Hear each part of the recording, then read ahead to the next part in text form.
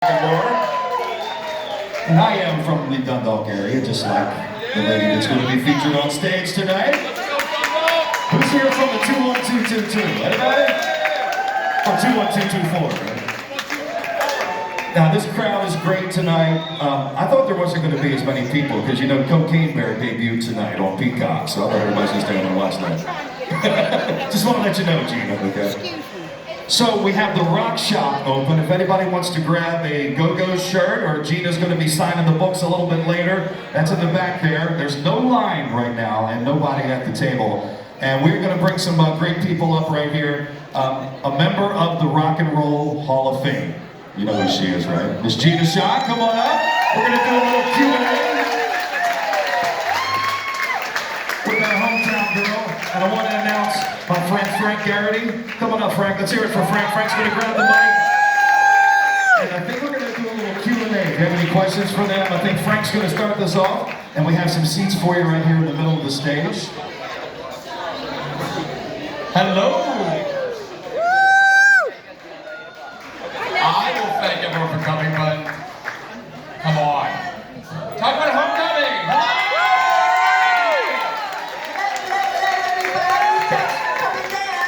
Are you sure, right? Let's get settled. Touch. Hello. Gina fucking Schock, everybody. Welcome home. I'll thank you all for coming, Gina will too. Now, listen, I brought some notes. Now, like most of you, I am an unabashed Go-Go's fan from day one. My second concert, I told Gina when I first met her, it was my first, but it really was my second. My first was January 8th, 1982, my birthday. The original lineup of the Pretenders, when the Pretenders tour, Tower Theater in Philadelphia. Yeah. A week later, I saw Gina and the Go-Go's open for the Police on the Ghost of the Machine tour. Spectrum Philadelphia. Changed my life. Yeah. So, we're going to do a quick, listen, I'll probably never get this chance again after Gina probably going to talk to me. But we're going to talk, you know, and maybe if you guys have some questions, think about them, because I think we're going to try to bring some audience Q&A stuff into this. I am trying to bring out the notes that Wendell did for me. He wrote down a bunch of notes and stuff he's going to ask A me. little bit. But trust me, I think a lot of times you guys have heard, some of us have heard talk about. But first and foremost, I've never been to Uniform. This is amazing. Gina's from Baltimore. It's nice. This used to be a bunch of old derelict buildings and all bums hung out down here. And I remember when I would go with my grandparents to Locust Point, we'd drive past McCormick's and then all these buildings, nobody in them, and like it was kind of a sad situation around here. And then all this money came in, and they're like, oh, we want to build stuff right on the water. We value our harbor and the water in the city, so we're going to do something with it. And they finally did, you know? Good. So much for my first question. What are your thoughts on Baltimore? What are your memories? Well, Let's it's get right to the real changed a stuff. lot. Early Gina, tell me this. John Waters is Massey, big influence in your life. Yes. Tell me about how that got started and what that meant to you. Well, we can thank John Waters and Edie Massey for the Go-Go's as we know them, because if it wasn't for them, I would have never made the journey to Los Angeles to meet the girls, and that changed everything. Because the band had only been together 6 months when I moved out there, and so, you know, it was a... then when I got the band, things started changing a lot quicker than they had been. Who cares? So listen, we've all heard this before. Edie and the Eggs, was that Yes, your first Edie, professional drumming gig? No, I played in a lot of bands around town, and would do, you know, 4 45-minute sets. And I think the band that I would talk about the most was a band called Scratch and Sniff. Scratch and Sniff is still well known. Yeah. And I got to play with real musicians because I didn't know what the hell I was doing. But they thought I was good. Look, all that matters is perception. That's let's be honest. So they thought I was good enough to play with them, and I learned a lot from them. And then this Edie thing just happened. Edie invited you to tour, and what was it like? Like what? You were 20 years old, maybe? But it was my chance to get to LA. I've been to New York a lot, but it was my chance to really go out and spend some time, meet people, try to make friends, and maybe decide that I want to move to LA, San Francisco, New York, like make a decision. Because I was like 21, and it was like the time was perfect, it was golden, and I needed to, there was no going back at that age, you know, like, you're gonna do it, so. Now, as we're talking about all this, one thing that always strikes me, I watched the documentary again, I didn't really need to do research, because I've kind of done 40 years of research. I'm a big fan of the Go-Go's. Jane Leland said something in the documentary that struck me. She said, we all hated society and we all hated our parents. And I thought, oh, you know what? We all didn't. Because I know Gina had a very different story, and I think it's incredible. Most of us who were maybe a little left of center back then didn't have a lot of familiar support. But you did. Can you tell me about that? You know, look, I gotta say, in defense of what Jane said, we were all angry. I don't even know what the hell I was angry about, but I was angry. You know what I mean? We all had that in common. It was sort of like being a punk, you know, in that whole scene. And your age, the age where you have so much angst and you're ready to go and at any minute of the day. You got so much energy. But as for my parents, my parents in particular, I was like the luckiest person on the planet because my parents were incredibly supportive of me from the moment that I even picked up a drum kit, which, like, my mom was like, why don't you just be a singer? Why do you want to play drum? Yeah. But that worked out quite well for me. Yeah, that worked out quite well for me. But I got it, and they used to let me play, and you know, come home from school and play drums in my bedroom while Mom was down there cooking dinner, and that must have drove them nuts. But they were so fantastic about that, you know. Well, I mean, you know, not many of us have that story. I mean, you're raised very conservative Catholic, yes, yeah, 12 years of Catholic school, and where'd you go to high school? I went to Catholic High, the Catholic High School of Baltimore, and I went to St. Bernard Mary. Gina told me she was a bully too. A what? A bully. I was a bully. My best friend Rosie's here. Where's Rosie? There's Rose. Yeah, we've been friends since the 9th grade, and yeah, I was kind of I was a little jerk because I was like the little Napoleon. I was small, and so I had to be really fierce with my words because my stature was, you know, I was kind of short and little, and I could probably get my head knocked off, but I would mainly scare people with what came out of my mouth, right, Rose? Well, I wanted to start with your parents because I think we're going to circle back on that later in this conversation, which you guys might find really interesting. So, LA, you're LA bound, you meet the Go-Go's, we all kind of know that story. So what I want to do is talk about quick thoughts. You know, Beauty and the Beat. What are your overriding, you know, your remembrances of that experience? Beauty and the Beat was... Wait, do you mind if I take this down? Yeah, you guys John Waters fans? It's hot. Turn up the air! Making that first record was pretty incredible, and it was loaded with hit songs. And, you know, none of us were crazy about the production because we were a punk band. And that album was, you know, was not reflective of the way we sounded, and so we were pissed off when we heard the record and we thought our careers were ruined. And okay, stop right there. One thing I forgot to ask you: who are your punk icons? Your punk representatives? Like, who are your favorites? You talked about the Who and Led Zeppelin that concert. We all know that, but who are your punk people? Like the Buzzcocks, Generation X, Susie and the Banshees. Susie's touring again. The Cure. Oh God, you name it. The Specials. Okay. Madness. So these were all your icons before you joined the Go-Go's. Oh yeah. And Blondie was sort of on the edge there. The Ramones. Suicidal Tendencies. There were so many bands that were incredible. that I loved, and so, yeah. Okay, I got you off track. So you hated what Richard Gotterer did until it became a hit. Yeah, we thought it really had ruined our careers, and then what changed everything, really changed the trajectory of our career was opening up for the Police, because the Police were playing 20,000 seaters, and we went from playing clubs. We were out on the road for 6 months in a 12-seater van, playing clubs, and then we opened up for the Police, and everything changed. For anyone who might not have been there at the time, I guess Police were the U2 of the time. Yeah, they were. They were not the biggest band in the world. At that time, they were the Beatles of the time. They were the biggest.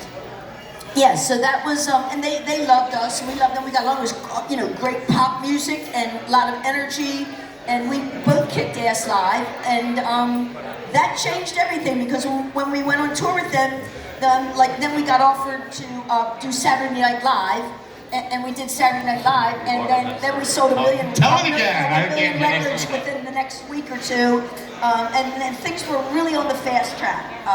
Yeah.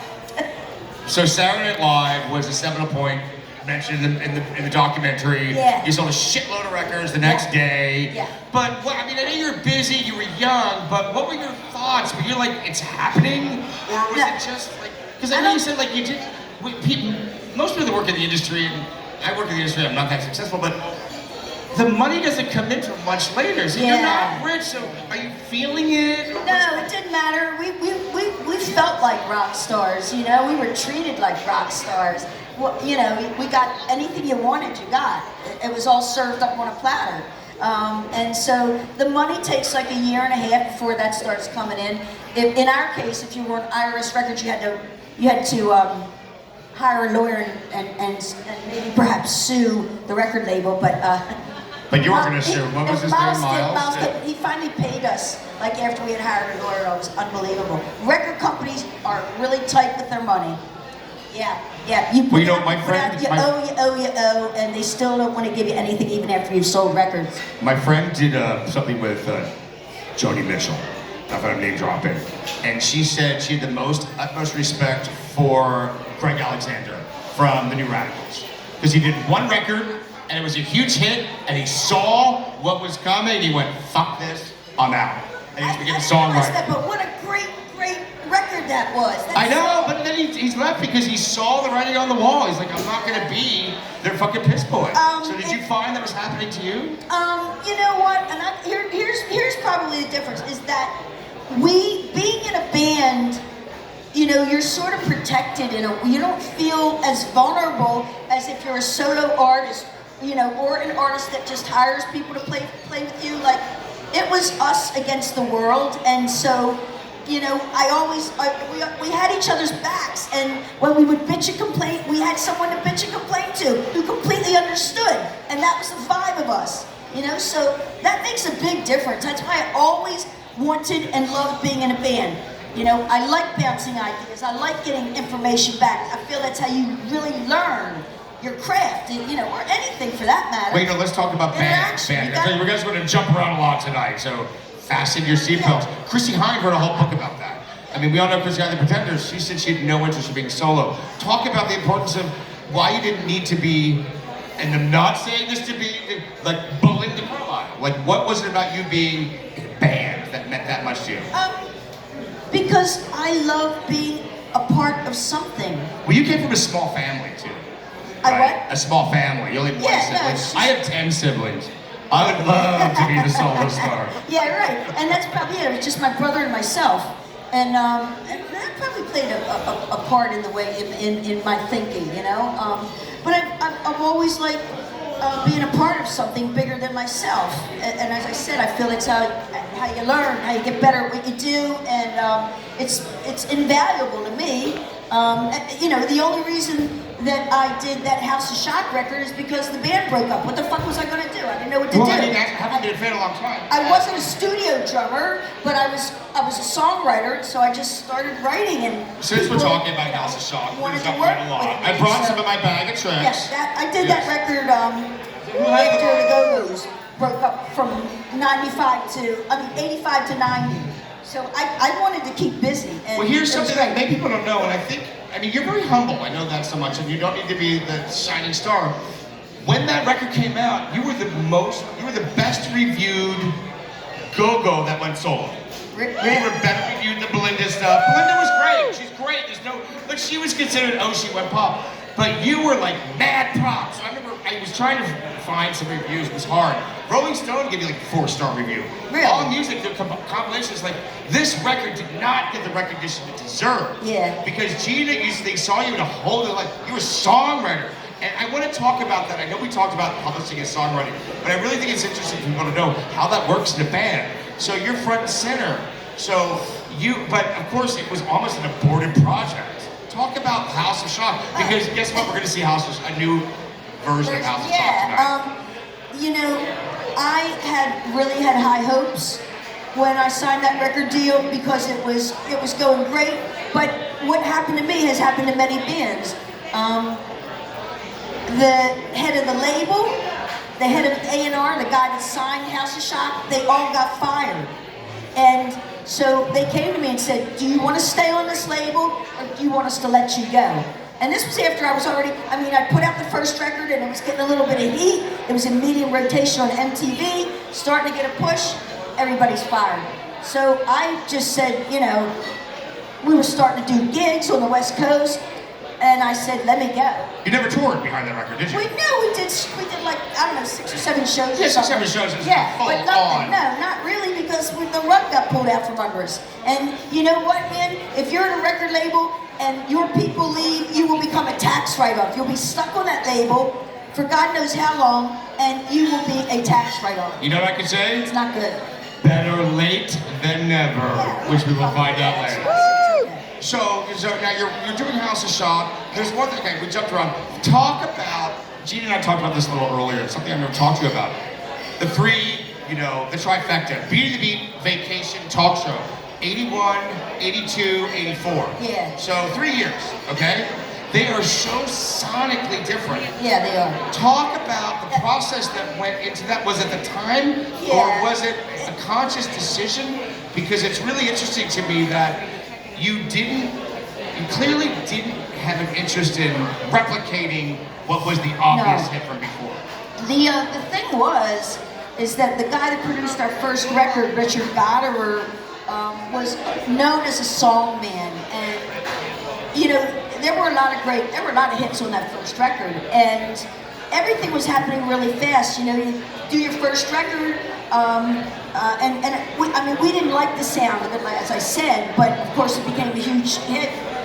The record sold millions first time around. Then we did Vacation with him, trying to replicate what had just happened. Sounds so different than Beat the Beat. Yeah, but it was like... It's great, but it's very different. Well, the first record we had our whole lives, to prepare for and get ready. The second record we had to do right quick. Yeah. How long did you have to record Vacation? I don't know, but it wasn't long. It wasn't long. There was back to Beat the Beat a little bit. There was no time to sit down and write songs for the record. Those songs were written while we were on tour. I know it's a different time, but I was thinking today, from your official breakup to your reunion was 5 years? That's what most artists take to put out albums now. So in these days, it wouldn't be a breakup, it would be a hiatus, whatever. And that's what why did they not choose more singles on Beat the Beat? That's why it should wait, because we were stupid. It was our first time. We didn't But did you have a say in that? Well, not so much. You're 21. No, it's our first record, and what the hell do we know? We're going to listen to whatever the record label says. So. Let's jump to Talk Show, because I think from a fan's perspective, and I have a lot of Go-Go's fans, I know you don't like talking about it. It was a dark time, but it's such a good record. I know some of the band members don't feel that. You had a lot of strong singles that you wrote on that song. For the first time, I think Gina Schock's voice was really heard on that record. I love that record. Good, because I did too. Yeah, I love that record, but it was a period of time in our careers where there was the heaviest drug use of ever, and everybody had a lot of money. Everybody had a lot of money, and it was getting crazy. Things were coming apart. Here's the question I wanted to ask you. I think that record would have been a very different outcome had they chosen a different third single. Yes or no, we all feel was a really weak single. I agree. Okay, so talk about what the process. Did you still have no say in that? You know what? Frank, I didn't care at that point. I was so fed up. Did you know you were done? Well, I just what we should have done was just taken off for like 4 or 5 years. But no one did that at the time. You know, no, that's what we should have done. In retrospect, of course, it's all, you know, hindsight's 20/20. But back then, everybody was loaded with money and loaded on drugs and bad, poor decision making. Do you know, I read an article recently, and this is not that they're still talking about Charlotte had carpal tunnel. She didn't have carpal tunnel. I mean, she's been hidden. She was, you know, in the midst of a very bad heroin addiction. Yeah, she would. Yeah, she. When she people don't do the research these she days. She couldn't play her guitar parts because she was just too messed up. But and she would, yeah. Now, sticking on that theme, things were breaking apart. 15 minutes ago, we were talking about we were together, we were a band. What does that feel like? Are you aware at the time this is coming apart? What do I do? Like it must be heartbreaking. Yeah, but I'm only one person. What's that? Yes, but I'm only one person Okay. in a band with 5 members. So did you feel that they were all gone? But Yeah, you no. can't. I was there the entire recording process. Yeah. I'm the only one that was there the whole time. Yeah. Like, what the fuck? Who cares? No, we care. Let's move on. I don't want to talk about these that. are lessons that I'm people. not to talk about it. No. Totally, a little off topic, not really. Jamie Lee Curtis, who just won an Oscar, who would have thought? I love her, and I thought she deserved it. She said the best advice she ever had from one of her mentors was never go to your dressing room. Show up on set every day, even if they don't need you. So what you're saying is you were there every day in the studio. Yeah, I feel like I did a really good job with. You did. Tell the story. I didn't tell it once before on that other documentary I mentioned. How they wanted to use a drum machine. Yeah, they would. Yeah, because Wait, let me stop. Anybody who knows the Go-Go's will know the drums are second to the vocals of any of your songs. Yeah, it's the drums and the vocals. Yes, Good I songs. mean more than anything. But well, It's your drums. It's not the drums. It's the way you were literally, your drums are equal to Belinda Carlisle's vocals in making every Go-Go song memorable. Well, thank you. I do. No, I mean, it's best I can do. kiss your ass. It's the truth. Well, Go talk thank you. about that. I forgot what you asked me because you got me so nervous saying that my drumming was really Because you good. can't take a compliment because you're a raised I Catholic. forgot what the hell I was doing. Martin Russian wanted to replace you with the goddamn machine. Martin Russian had done the Human League album, Dare. You know, don't you want me, baby? That record was so huge, it still is. And it was all machines. And that's what he wanted to do. And I made a deal with him. Just give me a chance. And if I can't beat the machine, then I'll use machines. And you clearly beat the machine. And I did just fine. But I mean, there was no record. Like there's just the band. Like they were. Like there was no. I feel like the band was already fractured at that part. They didn't care. Yeah, no. But I had no problems getting my job done, and Martin and Clearly. I got along beautifully, and yeah, it was all good. So you still didn't have a say in the singles because most people would say, "I'm the only one." Hit the Blue Sky, Capture the Light. I'm with you. Was a great choice for single. That you wrote that about your parents, didn't you? Yeah, I feel like a lot of things that I do are in honor of my parents because they gave me the opportunity to do what I'm doing and have my life. I could talk about that all day, and we will a little bit later. So let's jump forward. So your songwriting really started to show itself on talk show. Well, let's talk about what's your process now, because many of you know. What's that? You said wrap it up. Okay, I'm going to wrap it up with this. I learned something new today. We all know Gina wrote Breakout for Miley Cyrus, written for Selena Gomez. What I didn't know, these pop icons know you. Katy Perry recorded Breakout before Miley Cyrus. Yes. Talk about that. These girls who are at the top of this, they're looking to Gina Schock. I finally got Talk about your first working with because then I got to write songs, you know, for major artists when it was tough to get a song in the Go-Go's, you know, because certain people had written the hits and it was set up that way. It was difficult if you weren't part of that process initially. Anyway, I finally did all right because I wound up having songs for Miley Cyrus and 4 songs for Selena Gomez, and Katy Perry was managed by the same management company as us, and she heard Breakout, which I gave to Miley Cyrus, and she asked if I would let her record it, and I said yeah. She went and recorded it, but then Miley Cyrus gave us a big fat paycheck for the songs we let her have it, and that was that. Okay, real quick. House of Schock is back. Yes. Talk about what we're doing tonight. I have a feeling we're going to be seeing House of Schock a lot in the future. Well, I put this band together, and these guys are so good, and I'm lucky to be playing with them, and we're going to play a bunch of songs for you, and I hope you like it, and we have some. It's going to be good. We're not done yet. Sorry, you're not going to be good. Going to be good. I hear we might have some TV projects and some more writing. Yes, just writing and doing what you do when you're in a band. You write. No, not songwriting. Gina did the book. We really didn't talk. Made in Hollywood. Everybody buy your book. Gina's going to be signing it. This book is not a Go-Go's book. This is a trip down pop culture. It's a music history book. It's amazing. It's a slice of time that's so unique, and you had a front row seat. It's a great book. If you don't have it, get it. Okay. I'll see you in a little bit. Gina's getting me off stage. Thank you all so much.